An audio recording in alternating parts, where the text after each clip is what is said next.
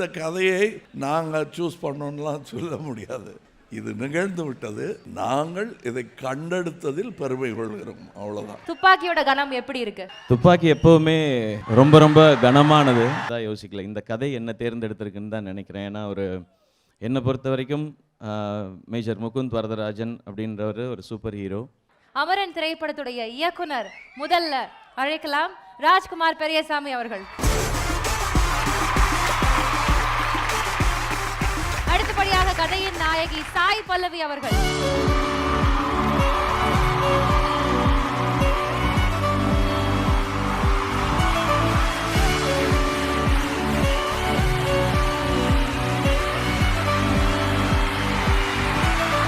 அடுத்தபடியாக கதையின் நாயகன் சிவகார்த்திகேயன் அவர்கள்.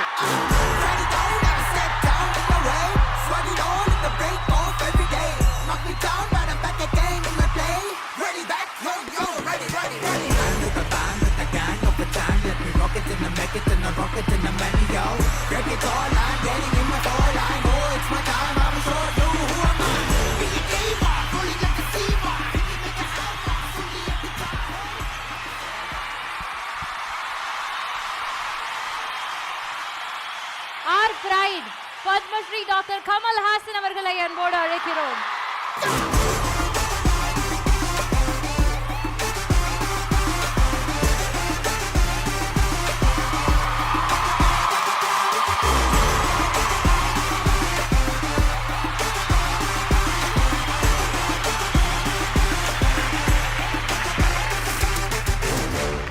இவங்க கூட சேர்ந்து இப்போ ஒரு முக்கியமான நபரை நான் இன்வைட் பண்ண போறேன். மேஜர் முகுந்த் வரதராஜன் அவர்களுடைய நிஜ வாழ்க்கை கதாநாயகி இந்து ரிபேக்கா வர்கீஸ்.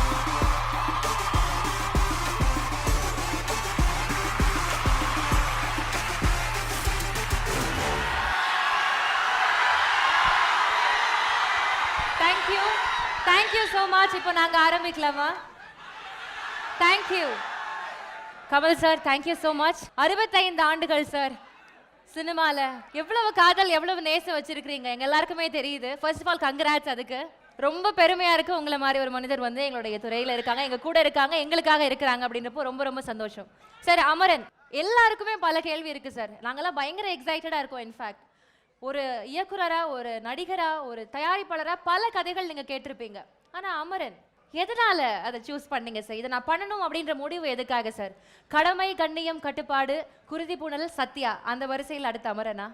அந்த வரிசையில் சொல்ல முடியாது. வணக்கம் வணக்கம் அனைவருக்கும் வணக்கம். கடமை, கண்ணியம், கட்டுப்பாடு, குருதி பூணல் இதெல்லாம் புனை கதைகள். இது அதுவல்ல. இது நிஜம், நமக்காக நிகழ்ந்த நிஜம். இந்த கதை ஏன் இப்படி போச்சு அப்படின்னு கேட்கவே முடியாது. இதுதான் கதை. இதை தாங்கிக்க முடிஞ்சா தாங்கிக்குங்க அப்படிங்கிறது தான். இந்த கதையின் கிளைமேக்ஸை முதல்ல கேட்டவங்க இவங்க தான். நம்ம அதுக்கப்புறம் அவங்களுக்கு பதக்கம் கொடுத்தோம், போஸ்டுமஸ்லி பல மரியாதைகள் செய்தோம். ஆனால் இந்த வீரருக்கு நிகரான வீரம் வீட்லேயும் இருக்கணும். ஆமாம், அதை பற்றியதும் கூட இந்த கதை. அந்த நிஜம் அது எல்லா தாய்மார்களுக்கும் புரியும், எல்லா மனிதனுக்கும் புரியும். ஆனால் இது வித்தியாசமான கதை. இந்த கதையை நீங்கள் சூஸ் பண்ணதுக்கு ரொம்ப ரொம்ப ரொம்ப நன்றி சார். இந்த கதையை நாங்கள் சூஸ் பண்ணோம்லாம் சொல்ல முடியாது. இது நிகழ்ந்து விட்டது. நாங்கள் இதை கண்டெடுத்ததில் பெருமை கொள்கிறோம், அவ்வளோதான். தேங்க்யூ.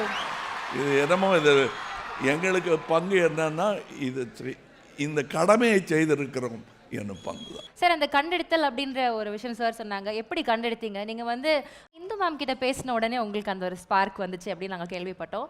என்ன இருந்துச்சு அந்த கான்வர்சேஷனில் உங்களை வந்து இந்த படம் எடுக்கிறதுக்கு அந்த உந்துதலாக இருந்த விஷயம் என்ன சார்? முதல்ல எல்லாருக்கும் வணக்கம். இவ்வளோ பேர் இந்த விழாவுக்கு வந்தது ரொம்ப நன்றி.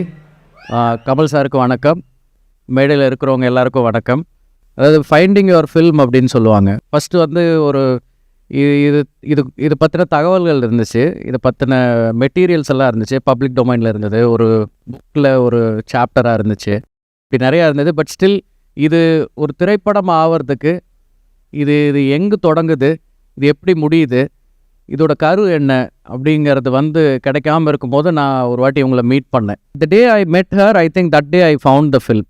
அன்றைக்கி தான் வந்து ஓகே இது இது இது இது எவ்வளோ பெரிய ஜேர்னி, இது எவ்வளோ சோல்ஃபுல்லான ஒரு ஜேர்னி அப்படிங்கிறது வந்து தெரிஞ்சது. இப்போ அமரன் அப்படின்னா ஒரு வார் ஃபில்மாக இருக்குமா, ஒரு சோல்ஜரோட ஜேர்னியாக இருக்குமா, இப்படி எல்லா ஃபில்மும் தான் அது. But Amaran is primarily love story.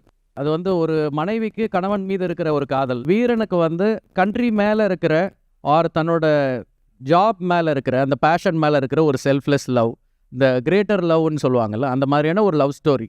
So இதை எப்படி வேணாலும் அர்த்தம் பண்ணிக்கலாம். But the films journey started with her, with that one meeting. அப்படி தான் இது ஸ்கிரிப்டாக மாறுச்சு. அதுக்கப்புறம் தான் அதுக்கு ஸ்க்ரீன் பிளேவே பண்ணீங்க. Okay, very nice. இப்போ வந்து கதையெல்லாம் சூஸ் பண்ணிட்டாங்க எஸ்கே சார். இது ஒரு மிலிட்டரி படம். துப்பாக்கியோட கனம் எப்படி இருக்கு?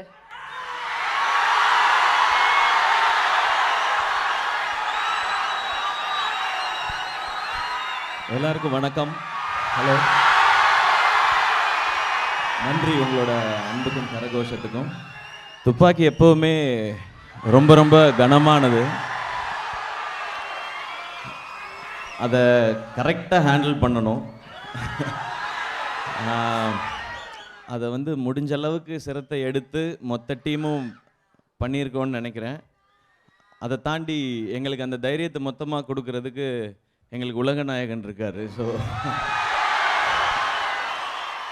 சார் சொன்ன மாதிரி இந்த கதையை நான் அப்படி தான் யோசிக்கிறேன். இந்த கதையை நான் தேர்ந்தெடுத்ததாக யோசிக்கல. இந்த கதை என்ன தேர்ந்தெடுத்திருக்குன்னு தான் நினைக்கிறேன். ஏன்னா என்னை பொறுத்த வரைக்கும் மேஜர் முகுந்த் வரதராஜன் அப்படின்றவர் ஒரு சூப்பர் ஹீரோ.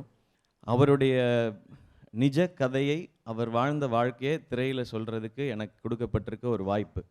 எல்லா படமும் சின்சியராக செய்வோம்.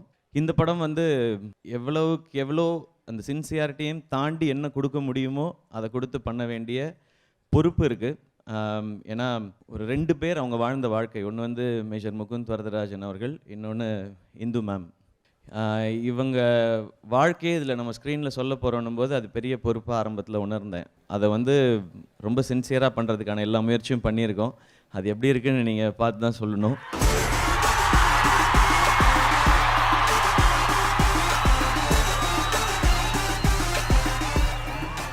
இந்த கதையை நாங்கள் சூஸ் பண்ணோன்னெலாம் சொல்ல முடியாது.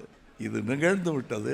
நாங்கள் இதை கண்டெடுத்ததில் பெருமை கொள்கிறோம், அவ்வளோதான். துப்பாக்கியோட கனம் எப்படி இருக்கு? துப்பாக்கி எப்போவுமே ரொம்ப ரொம்ப கனமானது தான் யோசிக்கல. இந்த கதை என்ன தேர்ந்தெடுத்திருக்குன்னு தான் நினைக்கிறேன். ஏன்னா என்னை பொறுத்த வரைக்கும் மேஜர் முகுந்த் வரதராஜன் அப்படின்றவர் ஒரு சூப்பர் ஹீரோ. எனக்கு நிறைய வேலை இருக்கு, நான் ரொம்ப பிஸி.